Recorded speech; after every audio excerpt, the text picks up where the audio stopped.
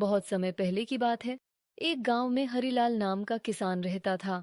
वह बहुत अमीर था, लेकिन उतना ही स्वार्थी और घमंडी भी। उसके पास सैकड़ों खेत, ढेर सारे बैल और नौकर थे, लेकिन दिल में करुणा बिल्कुल नहीं थी। गांव के पास एक जंगल था, जहां एक पुराना सूखा पेड़ था। एक दिन गांव में भारी गर्मी पड़ी और गांव के कुएं भी सूख गए। सभी लोग परेशान हो गए। गांव का एक गरीब लकड़हारा रामू रोज जंगल जाकर लकड़ियां काटता और बेचता। वह रोज उस सूखे पेड़ की छांव में बैठकर थोड़ा सुस्ताता, फिर काम करता। एक दिन वह वहां एक बूढ़े साधु से मिला, जो उसी सूखे पेड़ के नीचे तप कर रहे थे। साधु ने रामू से कहा, बेटा, इस पेड़ को काटना मत। यह भले ही सूखा दिखता है, पर बहुत पुण्य वाला है।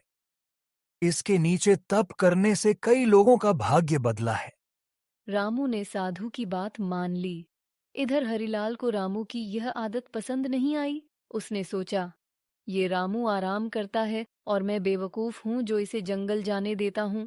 उस पेड़ की लकड़ी अगर मैं बेच दूं तो अच्छा पैसा मिलेगा। अगले दिन हरिलाल खुद जंगल गया और वह सूखा पेड़ काट दिया। उसी रात गांव में तेज आंधी आई। बवंडर ने कई घरों की छतें उड़ा दीं।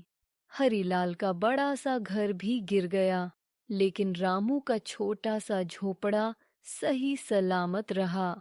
हरिलाल परेशान होकर साधु के पास पहुंचा और बोला, महाराज, ये मेरे साथ क्यों हुआ? मैं तो मेहनती हूं, अमीर हूं। मेरा ही सब कुछ उजड़ गया। साधु ने शांति से कहा, तूने वह पेड़ काटा जिसमें वर्षों की तपस्या और पुण्य समाया था। वह भले ही सूखा दिखता था, पर वह गांव की रक्षा कर रहा था। तेरे कर्मों का फल तुझे आज मिला। हरिलाल सिर झुकाकर खड़ा रह गया। उसने पहली बार जाना कि सिर्फ अमीर होना काफी नहीं होता, कर्म अच्छे होने चाहिए।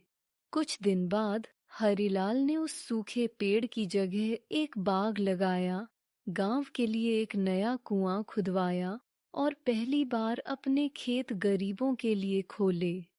इस कहानी से हमें यह सीख मिलती है कि जैसा करेंगे वैसा ही पाएंगे। इसलिए सोच समझकर और सही रास्ते पर चलना चाहिए।